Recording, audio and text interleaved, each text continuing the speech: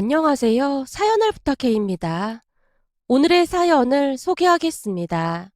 어느 주말 아침 늦음하게 일어나 남편과 함께 간단하게 식사를 하고 커피를 마시고 있었는데 갑작스레 초인종이 울렸습니다. 아침부터 누구지? 경비 아저씨인가? 글쎄, 내가 한번 확인해 볼게. 남편이 인터폰으로 밖을 확인하다가는 놀라서 외쳤어요. 뭐야, 아침부터 엄마가 웬일이야? 뭐? 어머님이 오셨다고? 놀란 제가 허겁지겁 거울을 보며 매무새를 고치고 있었어요. 그 사이 어머님이 집 안으로 들어온 모양인데요. 엄마, 아침부터 무슨 일이야? 올 때 미리 연락을 하고 와야지. 지금이 10시가 다 돼가는데 아침은 무슨 아침이야. 그리고 내 아들 집에 내가 온다는데 내가 왜 연락을 하고 와? 나 혼자 사는 것도 아닌데 그렇게 말하면 안 되지. 남편이 조금은 화가 난 듯 말을 하고 있었지만 시어머님이 들은 척도 하지 않고는 남편에게 물었어요. 근데 네 처는 어디 간 거야? 어머님, 저 여기 있어요. 옷 갈아입고 있었어요. 넌 시어머니가 왔는데 얼른 나와서 인사하지 않고 뭐 하고 있어? 대체 가정교육을 어떻게 받았길래 그 모양인 거냐? 저는 남의 집에 갈 때는 항상 미리 연락하고 방문하라고 교육을 받아서 어머님이랑 아가씨가 이렇게 연락도 없이 오실 줄은 꿈에도 모르고 있었죠. 그동안 저는 그렇게 살아본 적이 없어서요. 뭐? 남의 집? 이게 왜 남의 집이야? 우리 아들 집이지. 시어머님이 목소리까지 높인 채 말을 하고 있었는데요. 엄마, 말은 바로 해야지. 이게 왜 엄마 아들 집이야? 엄마 며느리 집이지. 이 집 명의도 이 사람 명의인데 그런 말을 하면 안 되는 거지. 넌 지금 누구 편이야? 어디서 꼬박꼬박 집 마누라 편을 들고 있어? 편을 드는 게 아니라 정확하게 말하자는 것 뿐이잖아.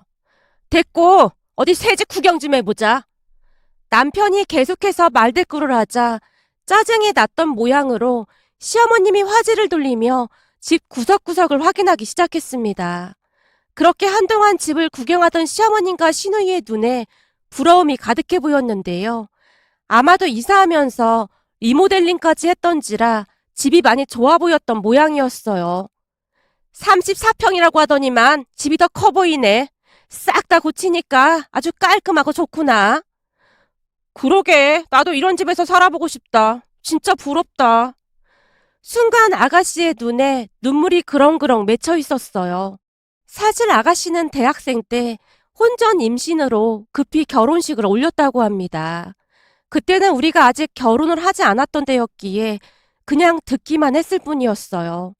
그뒤 아가씨는 출산을 하고 육아로 인해 학교에 복학도 못했다고 합니다. 그랬기에 아가씨네는 사는 게 항상 힘들 수밖에 없었는데요. 고모부는 어찌어찌 대학을 졸업하고 중소기업에 들어가긴 했지만 아무래도 형편이 어려울 수밖에 없었어요. 거기다 고모부 집안에서는 아가씨를 마음에 들어 하지 않았기에 그냥 모르쇠로 일관하며 어떠한 지원도 해주지 않았다고 합니다. 결국 임신한 딸을 그리 둘 수가 없었기에 시부모님이 급히 작은 전세방 하나를 얻어주고는 결혼을 시킨 모양인데요. 아가씨만 보면 시부모님이 땅이 꺼져라 한숨을 내쉬곤 했어요. 그래도 둘이 큰 문제 없이 잘 살고 있는 듯해 보였기에 아가씨와 적당한 거리를 둔 채 지내고 있었어요. 물론 저도 처음에는 아가씨와 친해지고자 많은 노력을 하기도 했지만 시간이 지나면 지날수록 아가씨의 말도 안 되는 투정과 억지에 질릴 대로 질린 채 어느 순간부터는 자연스레 거리를 유지하게 되었어요. 그런 아가씨에게는 참 나쁜 버릇이 하나가 있었습니다. 막내로 자라서 그런지 마음에 드는 것이 있으면 무조건 본인 것으로 만들어야만 직성이 풀리는 그런 성격이었어요. 처음에는 아가씨와 잘 지내기 위해 아가씨가 만나자고 하면 기분 좋게 만나곤 했었는데요. 만날 때마다 제가 가지고 있는 것들을 막무가내로 달라고 하면서 아가씨가 떼를 쓰곤 했어요. 언니, 그 백 어디 거예요? 그거 엄청 비싼 거죠? 글쎄요. 가격은 저도 잘 모르겠어요. 엄마가 사준 거라서요. 진짜요? 와, 돈 많은 사람들은 가격 그런 거 신경도 안 쓰고 막 사는구나. 진짜 부럽다. 난 언제 저런 백 한번 들어보나? 저도 선물 받은 거라 그런 거지. 이런 거 막 사고 그러진 않아요. 그래도 언니는 선물해줄 사람이라도 있잖아요. 나도 언니처럼 그런 거 막 사주는 부모 만났으면 얼마나 좋았을까요? 난 왜 이렇게 돈 없는 부모를 만난 건지 모르겠어요. 아가씨가 원망 가득한 목소리로 중얼거리는 듯 말을 하고 있었는데요. 남편이 놀란 채 아가씨에게 한마디를 했어요. 넌 무슨 말을 그렇게 하냐? 다른 사람도 아니고 네가 그런 말을 하면 안 되지. 너 결혼할 때 전세를 얻어준 것도 부모님이 해준 건데 넌 진짜 양심도 없다. 부모라면 그 정도는 당연히 해줘야 하는 거잖아. 세연이 부모님은 비싼 명품백도 막 사주는데. 너 정신 차려. 세상에 당연히가 어딨어. 난 결혼할 때 부모님한테 아무것도 못 받았어. 그건 세연이네가 부자니까 그런 거잖아. 나도 세연이네 부모님처럼 부자 부모님 만났으면 이렇게 살진 않았을 텐데 진짜 너무 억울해. 너 진짜 너무한다. 내 앞에서 그런 말 하는 거 진짜 양심 없는 거 아니냐? 우리 결혼할 때 부모님이 도와주겠다고 하는 돈도 네가 다 가져갔잖아. 그런데 네가 어떻게 그런 소리를 할 수가 있어? 사실 우리가 결혼할 때 양가에서 조금씩 도움을 주겠다고 합의를 봤었는데요. 그 소리를 듣자마자 아가씨가 방바닥을 떼굴떼굴 구르면서 난리를 치는 바람에 결국 그 돈을 아가씨네가 다 가져갔거든요. 그때 당시 남편뿐만 아니라 저도 상당히 기분이 나쁘긴 했지만 힘들게 사는 아가씨를 안쓰럽게 생각하려고 노력하곤 했습니다. 하지만 남편은 그때의 앙금이 여전히 가시지 않은 듯 해보였어요. 그런 와중에 아가씨가 제게 말도 안 되는 소리를 했습니다. 언니, 그 백 저 주면 안 돼요? 이 백을요? 네, 언니는 그 백 말고도 집에 많이 있잖아요. 근데 저는 집에 에코백밖에 없거든요. 에코백 볼 때마다 제 인생이 참 비참해지거든요. 아가씨, 미안한데 좀 전에도 말했듯이 이건 우리 엄마가 선물해 주신 거라 안 될 것 같아요. 그럼 곧 내 생일 다가오는데 언니가 그런 백 하나만 사주면 안 돼요? 아가씨가 눈까지 반짝이며 제게 말하고 있었는데요. 이게 한두 푼 하는 것도 아니고 네 백을 왜 우리 집사람이 사줘? 어디서 말도 안 되는 소리를 하고 있어. 말이 안 될 게 뭐가 있어. 내 친구들은 새언니가 시누이라도 깍듯이 모신다고 하던데 한 집안에 며느리로 들어왔으면 며느리 노릇은 해야 할 거 아니야. 뭐? 며느리 노릇? 네가 지금 그런 소리 할 입장이야? 만날 때마다 네 새언니 거 빼앗다시피 가지고 간 게 어디 한두 번이야? 넌 대체 양심이라는 게 있긴 한 거냐? 내가 뭘 또 다 가져갔다고 그래. 그래봐야 새언니가 쓰던 중고 가지고 간 건데. 아가씨가 뻔뻔한 얼굴로 입술을 삐죽이다가는 제게 다시 물었어요. 언니, 그러지 말고 그 백 저한테 주세요. 저 진짜 갖고 싶단 말이에요. 아가씨, 제가 분명히 안 된다고 했잖아요. 이 백은 진짜 안 됩니다. 제가 최대한 단호한 목소리로 말했는데요. 그 순간 아가씨가 눈물을 뚝뚝 흘리기 시작했어요. 언니, 그까짓 중고 가지고 너무 생색내는 거 아니에요? 제가 새 거를 사달라는 것도 아니고 그냥 쓰던 중고를 달라고 하는 건데 그게 그렇게 어려운 부탁을 한 건가요? 저 진짜 갖고 싶어요. 그러니까 그 백 그냥 저 주세요. 아가씨가 순식간에 제 백을 낚아채더니만 등 뒤로 감췄는데요. 그 모습에 저도 화가 머리끝까지 치밀어 오르고 말았습니다. 아마도 그동안 꾹꾹 눌러 참고 있던 것들이 제대로 폭발한 것 같았어요. 아가씨, 아무리 가족이라고 해도 기본적인 예의는 지켜야 하는 거 아닐까요? 제가 안 된다고 분명히 말했잖아요. 근데 대체 왜 이러는 거예요? 아가씨 어디 가서 이런 식으로 하면 절대 좋은 소리 못 들어요. 아니죠. 오히려 이상한 사람 취급당하기 십상이에요. 그리고 앞으로는 저한테 뭐 달라는 소리도 안 했으면 좋겠어요. 언니, 지금 말 다 했어요? 신우이한테 어떻게 그런 식으로 말할 수가 있어요? 이번 일 그냥 안 넘어갈 거예요. 엄마한테 다 말해서 새언니 정신 차리게 할 거예요. 오히려 적반하장으로 아가씨가 말도 안 되는 협박까지 한 채 자리를 박차고 일어났습니다. 나가는 모습을 보니 눈물을 한가득 머금고 있었는데요. 또다시 시부모님께 눈물 작전을 펼칠 게 분명해 보였습니다. 아가씨가 눈물을 흘릴 때마다 시부모님이 다 들어주곤 했거든요. 그랬기에 앞으로 어떤 일이 벌어질지는 불을 보듯 뻔해 보였습니다. 그렇게 잠시 후 아니나 다를까 시어머님이 제게 전화를 해서는 야단을 쳤어요. 예, 그래도 네가 언니인데 뭘 그렇게까지 바라고 그런 거니? 너도 알다시피 네 시누이 사는 형편이 어렵다 보니 네가 가지고 있는 게 부러웠던 모양인데 꼭 그렇게까지 심하게 말을 했어야 했니? 어머님, 이럴 땐 아가씨를 두둔할 게 아니라 따끔하게 혼을 내야 하는 거예요. 네가 지금 시애미를 가르치려고 하는 거냐? 넌 진짜 피도 눈물도 없는 것 같구나. 네 시누이가 네 친동생이었어도 그랬겠니? 아니죠. 당연히 그러지 않았겠죠. 만약 제 친동생이었다면 그 자리에서 깃방망이를 날려서라도 가르쳤겠죠. 친동생이 아니니까 그 정도로 끝낸 겁니다. 세상에나, 얘 말하는 것 좀 봐. 너 지금 나랑 한번 해보자는 거냐? 뭐가 어쩌고 어째? 깃방망이를 날려?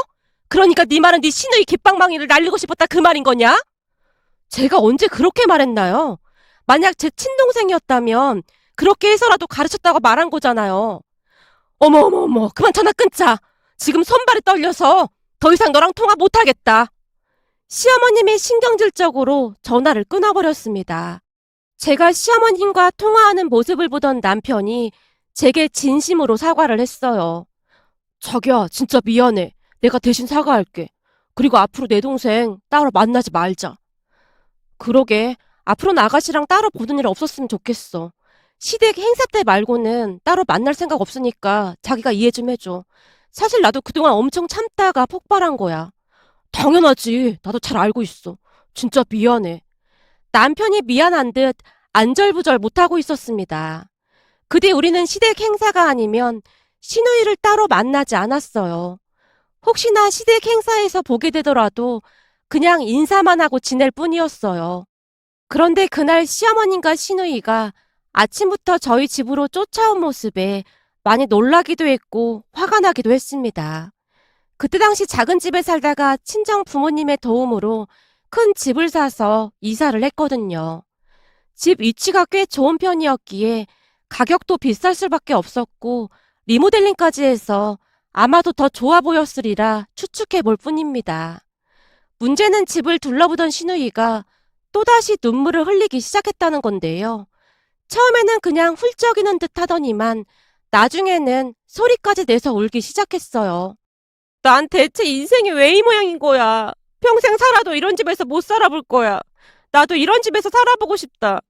이제 곧 둘째까지 태어나는데 난 좁아 터진 집에서 살고 오빠랑 세원이는 둘만 사는데도 이런 궁궐 같은 집에 살고 세상은 왜 이렇게 불공평한 거야. 그럼 너도 열심히 돈 벌어서 사면 되지. 왜 우리한테 그런 소리를 하는 거야? 오빠, 진짜 너무 서운하게 말하는 거 아니야? 우리가 어떻게 이런 집에서 살 수가 있겠어? 그건 나도 모르겠고 아침부터 왜 온 거야? 남편이 시어머님과 아가씨를 번갈아 가며 바라보다가는 조용히 물었는데요. 남편의 말에 시어머님이 목소리까지 바꾼 채 활짝 웃으며 말했어요. 저기 말이야, 우리가 아침부터 이렇게 온 이유는 부탁할 게 있어서 그런다. 부탁이요? 무슨 부탁이요? 시어머님과 시누이의 행동에 뭔가 석연찮은 기분이 들어 제가 물었어요. 그 순간 시어머님의 입에서 충격적인 이야기가 터져나왔는데요. 저기 말이다. 니들도 알다시피 우리 딸이 지금 둘째를 임신 중이지 않니? 근데 지금 살고 있는 집이 워낙 좁기도 하고 바퀴벌레도 수시로 나와서 손주들을 키우기에는 영 안 좋은 것 같아서 말이다. 그래서 말인데 니들이 지금 당장 임신 계약이 있는 것도 아니고 니들 둘만 살고 있는데 굳이 이런 큰 집에서 살 필요는 없지 않을까 해서 말이야. 지금 우리나라가 저출산이다 뭐다 해서 난리도 아닌데 우리 손주들이 거기서 자라는 건 좀 아니지 않나 싶다 그 말이야. 근데 그 얘기를 왜 우리한테 하는 거야? 아니 그러니까 내 말은 니들은 둘만 살고 있기도 하고 그러니까 당분간만 아주 당분간만 네 동생이랑 니들이 집을 좀 바꿔 살았으면 어떻겠나 하고 물어보는 거야. 뭐? 그러니까 엄마 말은 우리 보고 쟤네 집에 들어가서 살라 그 말인 거야? 아니 멀쩡한 집 놔두고 우리가 왜 그래야 하는 건데? 제발 말도 안 되는 소리 좀 하지 마. 아니 말이 안 될 건 또 뭐가 있어. 남도 아니고 가족인데 그 정도 편의는 봐줄 수 있는 거지. 니들은 조카들이 안쓰럽지도 않냐? 나는 우리 손주들이 그런 집에서 산다는 생각만 해도 잠이 안 오는구만. 시어머님이 안타까운 듯 아가씨를 바라보고 있었어요. 그 모습이 어찌나 기가 막히던지 저도 모르게 두 사람에게 큰 소리를 내고 말았습니다. 어머님, 그게 지금 말이 된다고 생각하세요? 예, 웃자르듯이 딱 자르지 말고 진지하게 한번 생각해보거라. 이 동네가 학군도 좋아서 우리 손주들이 지내기 아주 딱 좋다 그 말이야. 그럼 나중에 우리가 다시 집을 비워달라고 하면 그때는 어떻게 하실 건데요? 그거야 그때 가서 다시 생각해보면 되는 거 아니겠냐? 우선은 급하니까 그렇게 하자는 거야. 니들이 조금만 양보하면 모든 게 만사형통할 것 같다 그 말이야. 아니죠. 제 이름으로 된 멀쩡한 집을 놔두고 그럴 이유는 없는 거죠. 그것도 우리 친정 부모님이 도와주신 건데 절대 그렇게는 못하겠습니다. 예, 그러지 말고 다시 한번 생각해다오. 내가 오죽하면 이러겠니? 네 시누이가 여기서 평생을 살겠다는 것도 아니잖니? 그냥 몇 년간만 살겠다 그 말인 거잖아. 어머님, 저희는 절대 그렇게 못하니까 그런 줄 알고 그만 돌아가 주세요. 제가 딱 잘라서 말을 한 뒤 방 안으로 들어가려고 뒤를 돌았는데요. 엄마, 얼른 나가. 이게 대체 뭐 하는 짓이야? 진짜 내가 엄마랑 너 때문에 창피해서 집사람 얼굴을 못 보겠어. 그러니까 제발 좀 나가줘. 남편이 두 사람을 억지로 밖으로 밀어내고 있었습니다. 그 순간 시누이가 바닥에 주저앉은 채 다리까지 내저으며 큰 소리로 울기 시작했어요. 그냥 바꿔줘. 다른 사람 다니고 임산부 부탁인데 그것도 못 들어줘? 내가 집을 달라는 것도 아니고 그냥 우리 돈 벌 때까지 몇 년만 산다는 거잖아. 그러니까 바꿔줘. 좁아 터진 집에서 둘을 어떻게 키워? 외삼촌 외숙모가 그런 것도 못 도와줘? 아가씨, 억지 부릴 걸 부려요. 어떻게 그런 부탁을 할 수가 있어요? 그럼 돈이라도 좀 빌려줘. 오빠랑 세연이는 이렇게 좋은 집에서 살면서 나한테 찔리지도 않아요? 아니, 우리가 찔릴 게 뭐가 있어요? 아가씨야말로 우리한테 뭐 찔리는 거 없어요? 우리 결혼할 때 시부모님이 도와준다고 하던 돈도 아가씨가 난리쳐서 다 가져갔잖아요. 난 더 이상 할 말 없으니까 그만 나가줘요. 예, 그럼 출산하고 딱 1년 정도만 지내면 안 되겠니? 집이 워낙 좁으니까 네 시누이가 심란해서 그런 거잖니. 아니요, 절대 그럴 생각 없습니다. 그리고 어머님도 그러시는 거 아니에요. 이 집 구할 때 우리 친정 부모님이 도와주셔서 어렵게 구한 겁니다. 근데 제가 왜 그래야 하는 거죠? 전 절대 그럴 생각 없으니까 그만 돌아가 주세요. 제가 독하리만큼 냉정하게 말하며 두 사람을 노려보고 있었는데요. 내가 살다 살다 너 같은 독종은 처음 본다. 그래, 넌 친정 부모 잘 둬서 아주 좋겠구나. 네, 저도 우리 부모님께 항상 감사하는 마음으로 살고 있습니다. 그래서 앞으로 효도도 많이 하고 그러려고요. 너 그러다 언젠가는 천벌 받는다. 네 시내이가 홀몸도 아니고 임신까지 한 몸으로 울고불고 하고 있는데 어쩜 그렇게 독하게 말할 수가 있는 거냐? 너 앞으로 우리 얼굴 볼 생각도 하지 마라. 이참에 그냥 영 끊고 살자꾸나. 독한 네 얼굴 보고 있으면 소름이 끼쳐서 더 이상 네 얼굴 못 보겠구나. 네, 알겠습니다, 어머님. 어머님 말씀 받들겠습니다. 뭐가 어쩌고 어째? 이런 싹퉁바가지 같은 것을 봤나? 너 혼자 잘 먹고 잘 살아라. 넌 뭐 하고 있어? 짐 싸지 않고. 시어머님이 남편을 향해 소리쳤는데요.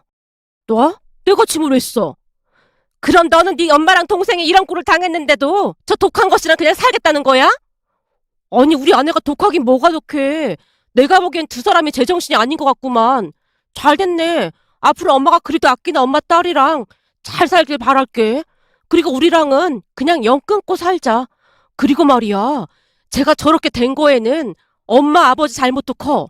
잘못했으면 따끔하게 혼을 내서라도 가르쳐야지. 울기만 하면 맨날 오냐 오냐 하니까 제가 이런 말도 안 되는 짓을 하는 거 아니야. 이건 뭐 날강도도 아니고 갑자기 쳐들어와서는 집을 바꿔달래. 내가 이렇게 기가 막힌데 우리 아내는 얼마나 기가 막히겠어. 아무튼 다 필요 없고 앞으로 우리 얼굴 볼 생각도 하지 마. 네가 그러고도 오빠야? 하나밖에 없는 여동생이 이렇게 부탁을 하는데도 그것도 못 들어줘? 그래, 얼마나 잘 사나 보자. 시어머님이 시누이를 데리고 밖으로 나갔어요. 그리고 그 뒤부터 우리는 시댁과 연을 끊고 살게 되었습니다. 사실 연을 끊고 살다 보니 말도 많고 탈도 많던 시댁 일에서 오히려 해방된 것 같아서 마음이 편하기까지 했어요. 남편 또한 허구한 날 사고치는 시누이 때문에 골머리를 썩고 있던 찰나에 모든 것을 다 내려놓고는 맘 편히 지내는 듯해 보였어요. 그동안 오빠라는 이유만으로 참 힘들게 살았다고 했으니까요. 그렇게 시댁과 연을 끊고 2년 정도가 지난 어느 날 시아버님이 우리 집으로 찾아오셨는데요. 무슨 일이 생긴 모양으로 많이 취하신 상태였어요. 그리고는 충격적인 말을 하기 시작했습니다. 네 동생이 그 뭐냐? 깡통 전세 사기를 당해서 우리 집으로 들어왔다. 네? 깡통 전세 사기요? 니들한테 그 난리를 치고 와서는 새 집으로 이사 간다면서 돈을 내놓으라고 난리를 쳤지 뭐냐. 내가 절대 해주지 말라고 그렇게나 뜯어말렸는데 니들 엄마가 짐까지 싸서 집을 나가버리는 바람에 어쩔 수 없이 아파트 담보 대출까지 받아서 줬어. 무슨 평수 넓은 신축 빌라 전세로 들어간대나 뭐래나 그러더구나. 그래서 내가 웬만하면 거기는 들어가지 말라고 했는데 오래된 집은 지긋지긋하다고 하면서 결국 거기로 들어가더구나. 내가 어디서 듣기로 신축 빌라 시세는 정확히 알기도 어렵고 뻥튀기도 심해서 조심하라고 했는데 알고 보니 들어간 전세 가격이 그 빌라 매매가보다 비쌌다고 하더구나. 그렇게 뜯어말렸는데 모든 게 새 거라고 하면서 덜컥 전세 계약을 했다지 뭐냐. 근데 그 빌라 주인이 그런 걸 수십 채 가지고 있다고 하는 것 같은데 고의로 파산 신청까지 하고 경매로 넘겼다고 하더구나. 그럼 그 전세금까지 다 날렸단 말이에요? 경매 결과가 나와봐야 알겠지만 조금이라도 건졌으면 좋겠는데 돌아가는 상황을 보니 보통 큰일이 아니더구나. 그것들이 우리 집으로 짐까지 싸서 들어와서는 생활비 한 푼도 안 주고 허구한 날 싸우고 난리도 아냐. 네 매진의 집에서는 그냥 내놓은 자식이니까 연락도 하지 말라고 하고 있고 말이야. 내가 전생에 무슨 죄를 지어서 이러고 살고 있는 건지 모르겠다. 혹시나 니들한테도 연락 와도 절대 연락받지 마라. 네 엄마 전화도 그냥 차단해. 시아버님이 한참 동안을 하소연만 하다가 집으로 돌아가셨습니다. 시아버님의 축 처진 어깨를 보던 남편이 한마디를 했어요. 애물단지라는 말이 딱 맞는 말이네. 예전부터 그렇게 말썽을 피워대더니만 결국 집안을 풍비박산 내는구만. 사실 동생이 그러는 거에 팔알은 엄마 아버지 잘못이 커. 맨날 막내라고 오냐오냐 했으니 세상 무서운 줄 모르고 저러고 살고 있지. 남편이 고개를 절레절레 흔들며 긴 한숨을 내쉬고 있었어요. 그런데 시아버님이 다녀가시고 몇 달 뒤에 시어머님이 다시 우리 집에 찾아오셨는데요. 아마도 우리가 전화를 받지 않으니 직접 찾아오신 듯 해 보였어요. 집에 들어오자마자 제게 사과를 하고 싶다는 말을 하시면서 예전처럼 잘 지내보자고 하더라고요. 하지만 남편과 저는 그런 시어머님을 그냥 돌려보냈습니다. 어떻게 보면 우리가 냉정해 보일 수도 있을지 모르겠지만 그렇다고 해서 우리까지 그 불구덩이로 들어갈 수는 없는 노릇이었으니까요. 시아버님 또한 다시 전화까지 하셔서는 절대 모른 척하라는 당부까지 하셨는데요. 니들이라도 잘 살아야지. 이러다가는 다 같이 망할 것 같구나. 그니까 니들은 그냥 모른 척해라. 내가 뿌린 건데 내가 책임을 져야 하지 않겠냐?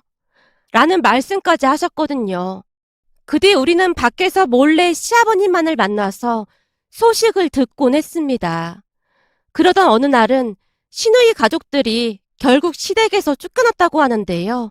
시아버님이 큰 결심을 한 채 내쫓은 것 같아 보였어요. 그 뒤 살 길이 막막해진 시누이 부부는 어쩔 수 없이 고모부 본가로 들어갔다는데요. 그곳에서 사돈어르신 농사일을 도우며 같이 살고 있다고 합니다. 사돈어르신 두 분이 평소 시누이를 탐탁지 않아 했기에 시누이가 엄청 고생을 하고 있는 건 말할 것도 없었고요. 정말 힘이 들긴 한 모양으로 시누이가 허구한 날 전화를 해서는 울고불고 난리도 아니라고 하네요.